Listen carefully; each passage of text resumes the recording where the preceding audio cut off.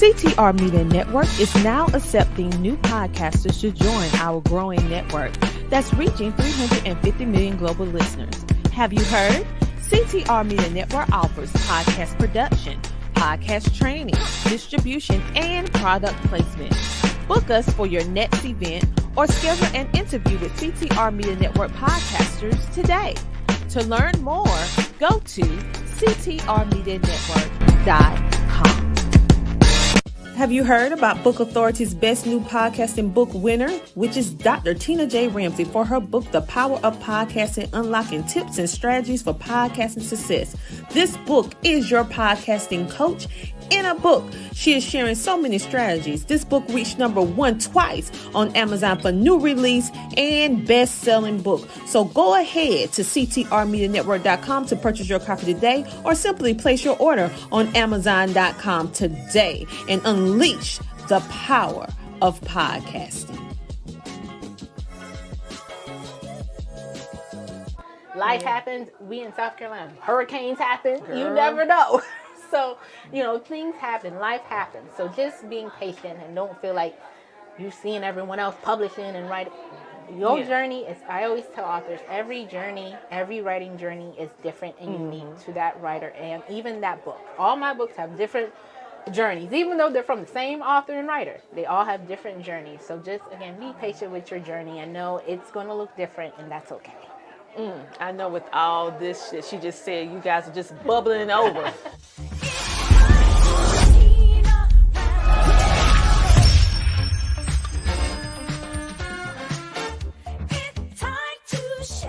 Hello, everybody. My name is Dr. Tina J. Ramsey, the host of the Tina Ramsey Show and podcast, powered by CTR Media Network. And we are live at LitCon, South Carolina, presented by Blue Impressions Publishing by the amazing CEO, Lena Webb. And so we are giving you a bird's eye view of some of the featured authors here at this first ever history-making conference that give authors the limelight. So over here to my left, I have another amazing author that I want you to get to know just a little bit better.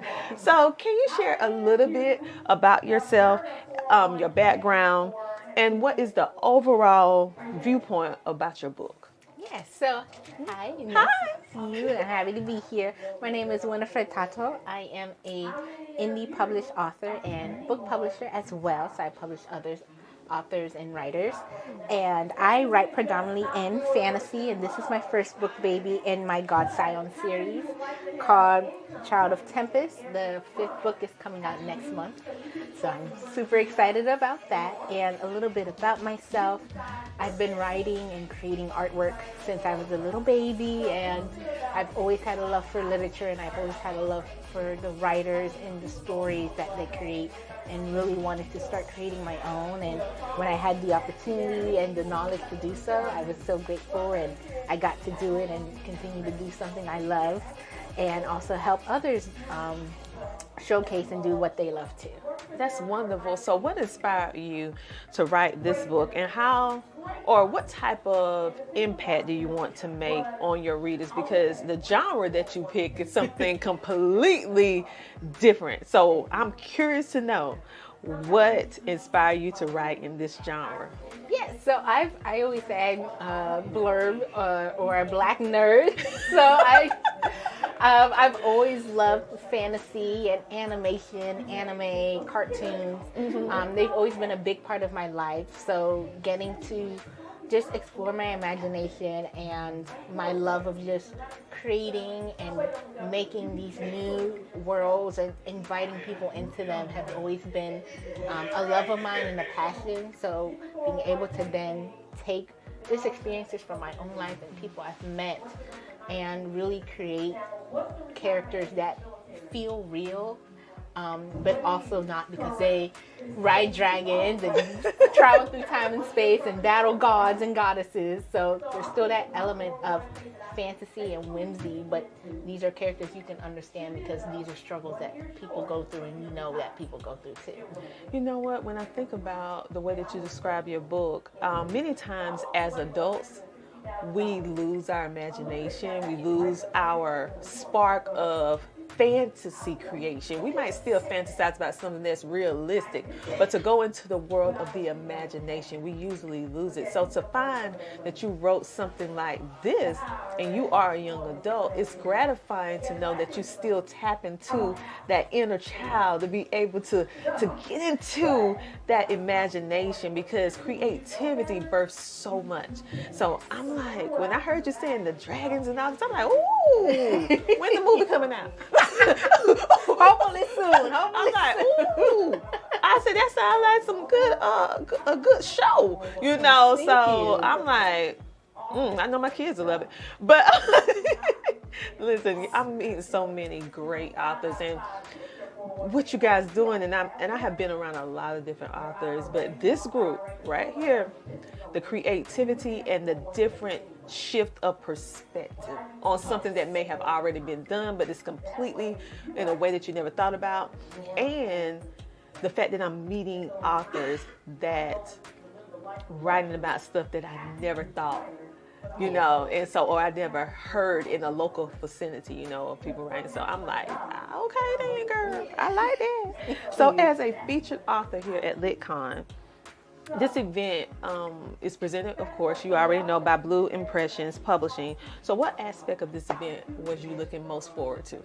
I always, whenever I do book fairs or conventions, it's mainly meeting other creatives, because you get to learn so much from them, and you get to, I like to get more books, so I get to get new books and new stories. And, you know, when you meet a new author, they tell you their experiences and they help you and guide you, and you can do the same for them. So it's always meeting new people, new authors, and getting advice and sharing advice, and, you know, sharing sometimes fun memories, and getting to see them again in another event and be like, oh, I remember you from LitCon. So that's probably my most favorite thing when I am doing events, is getting to just meet new people and share experiences with them. You know what? That's a good perspective. So when you think about your book and your uniqueness about your book, what are your goals for how your audience that picks up your book going to interact? So what's the goal? My goal is for them to always connect to the characters. A lot of my readers always tell me, they're like, oh, I love this character. They remind me of my parents, or they remind me of my little sister. They remind me of me. And so I love that, because my biggest thing is just community and connection.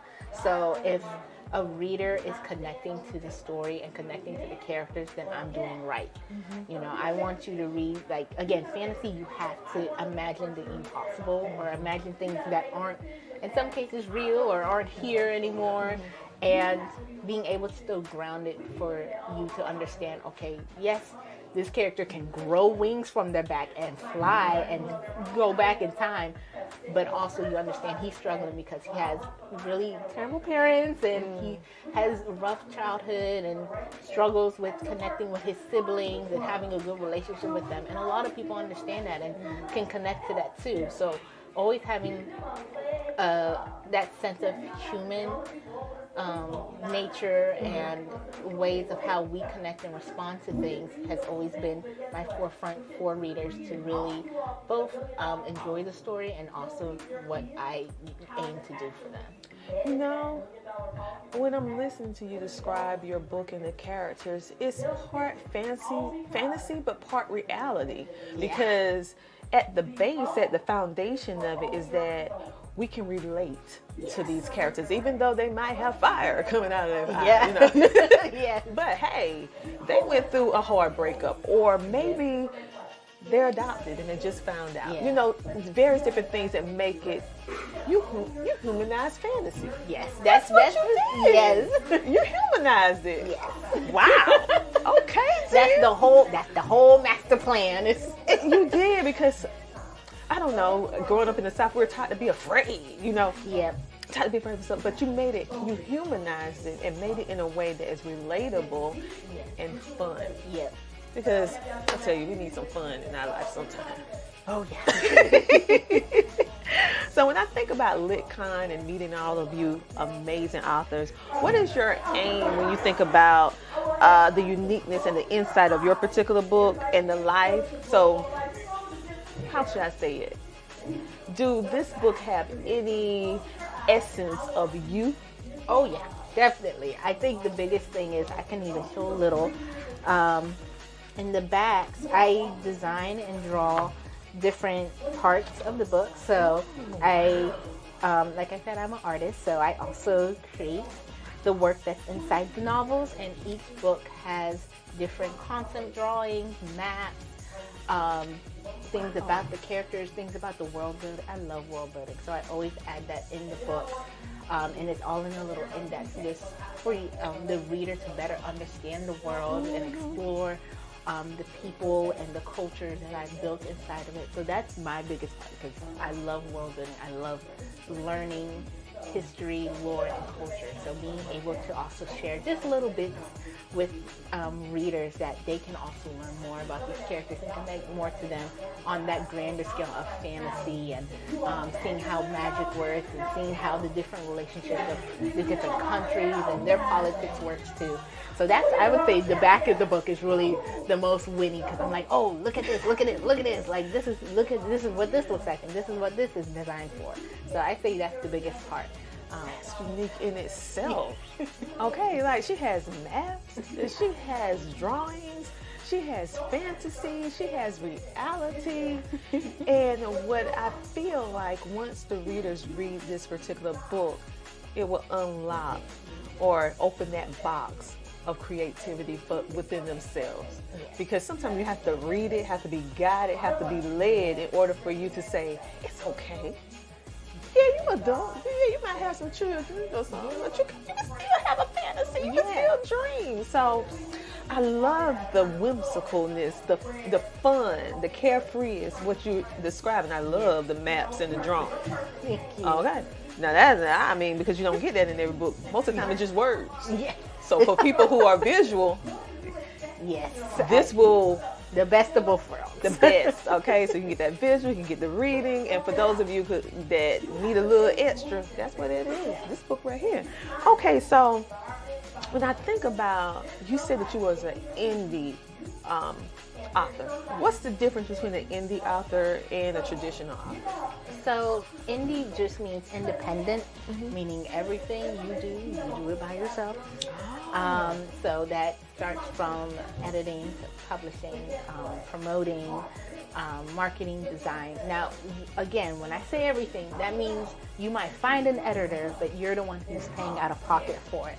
Versus, like for my authors under my publishing company, I'm the one who do the work. Yeah. Of course, with the team. So it's not just me doing everything. No, nothing would get done. But it's a team of people versus indie. It's you're managing how things work, and you're planning it out, and you have that freedom that you get to see how long it's going to take you to write, how long. You don't have a deadline or anything.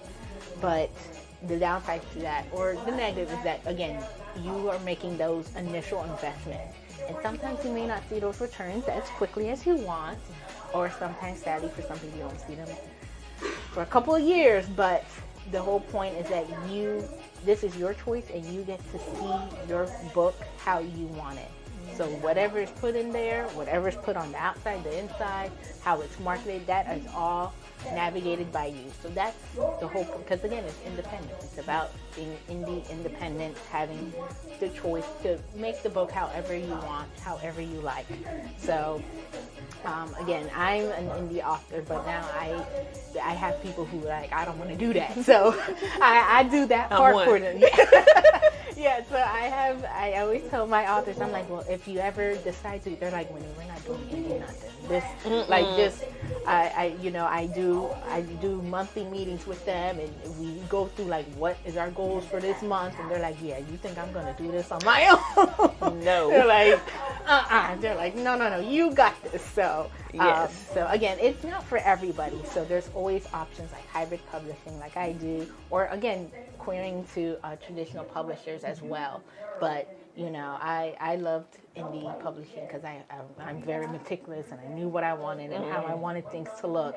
But again, there are people like us and Blue Impressions that they'll do it for you, and they'll help you, and we'll guide you through it. Well, I tell you like this, it makes perfect sense why you want, I would say, executive control over the creativity of your book, because you can draw. You are creative. Yes. You know how to write. You're a writer. So it makes sense. But most of us, we're just getting our words to paper, getting from the brain to the paper, and we're like, and I got to draw too? Damn. So it makes sense, the reason why you're doing it, and it fits for you. And I love that you're taking your gift and realizing that it's not necessarily something that someone else want to do, but you're providing assistance for the one. So they can still get their pen to paper. So what key advice would you give to a new inspiring author, whether they want to be indie or whether they want to get some help in the beginning, regardless? I would say my biggest thing is you're going to need patience. And that's patience with yourself, patience with your writing. Sometimes it takes you 10 years to finish that novel. Sometimes it takes you 2 weeks. Sometimes you inquiry to agents and it takes them 4 months to get back to you. Sometimes it's a year. You know, patience with yourself, patience with the process. Because you can be an indie author and you can do everything yourself. You can make the book cover, you can edit yourself, you can market yourself, and do it all in 2 weeks. And you might still have to wait for readers to find your book, buy them, read them, review it. That's still time too. So it's all about patience. And again, just first thing is always having patience with yourself, and don't feel you need to rush this. You know, every day there are thousands of books that are being published and promoted and written. So don't feel you need to, it's going to happen. The book's going to come when it's time for it to come and be out there in front of the public. So just have patience, know the process is a process like everything. It takes time. So, you can't plant an apple tree seed and expect it to bloom and grow apples in a month. It takes time and nurturing and care. So just have patience with yourself in the process. I think that would be my biggest thing. Great illustration about the apple tree. Because no one plants a seed and whatever it is come up the very next day. It takes time, care, nurture, doing all kind of different things in order for it to grow. And then you have the environment. The environment, maybe it's stormy, maybe the soil's bad, maybe you have to start all over again. So again, it's all a process. Just think of it like growing a tree. Sometimes the tree dies and you got to replant it again, or you got to move it because you're moving. Life happens. We in South Carolina, hurricanes happen. Girl. You never know. So, things happen. Life happens. So just being patient and don't feel like you're seeing everyone else publishing and writing. Your journey is, I always tell authors, every writing journey is different and unique to that writer and even that book. All my books have different journeys, even though they're from the same author and writer. They all have different journeys. So just, again, be patient with your journey and know it's going to look different, and that's okay. I know with all this shit she just said, you guys are just bubbling over. Like, you're probably saying, will she give us a little small excerpt or tell us a little sentence or a chapter? So could you give us a little small sentence or something that one of the characters quoted to make them go buy this book? Yeah, so one of my favorite quotes I use so much within the series and just especially this book is "Long Live the King." And it is, I don't want to give no spoilers, but you'll see why I say that, because a lot of the characters, most of them, it's about royal families. So again, these are royal families I made up, so nothing based in this world, but I'm not trying to have no problems with nobody.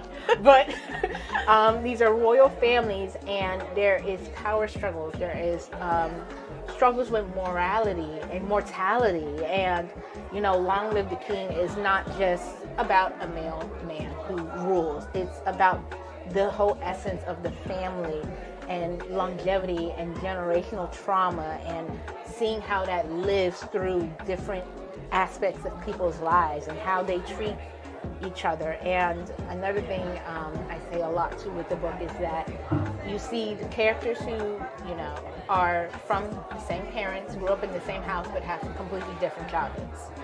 Wow. Yeah. So and I always say, like, these characters, even though you have same parents, you can still have a different childhood from your sibling. And you get to see that, and you get to see how they interact and react to what happened to them. Even though, again, they all went through the same things, but it was all different for everybody.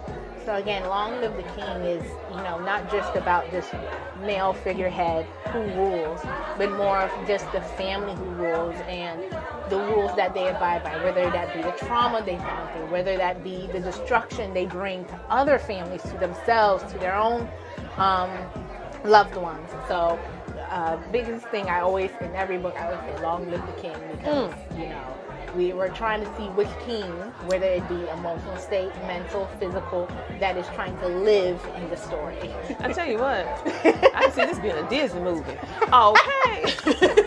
And I'll go watch it with my family. Yes. Come on, Disney. Yes. Hulu. Netflix. All of them. All of them. Okay, so tell people how they can get this captivating book that take them on an adventure.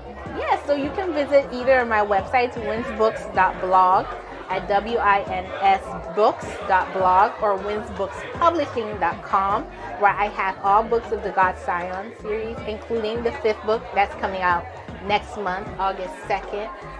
That book is called The Viper's Bloodline Awakened. So I love, my favorite thing is always making the book cover names or titles. Those are my favorite things. So again, all of these books, even though they are fantasy themed, they all have a dynamic about family that plays into it.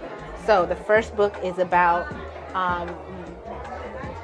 again, what I said earlier, having same parents, having the same childhood, but experiencing things differently. Second book is really about brother ties and bonding, so on and so forth.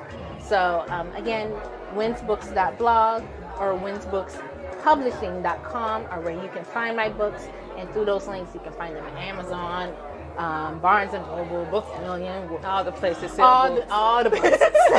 So thank you so much for stopping by the Tina Ramsey Show and giving us a bird's eye view of this amazing, captivating, helping adults tap back into their youngness, childhood, but also helping the young ones be able to hold on to it. Yes. Okay, so I see a lot of different things that this is one that can bridge all the generations back together again.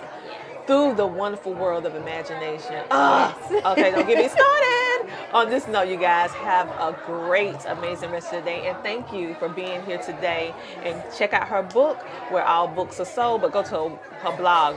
Go there first. But anyway, you guys have a great, amazing rest of the day. Talk to you later.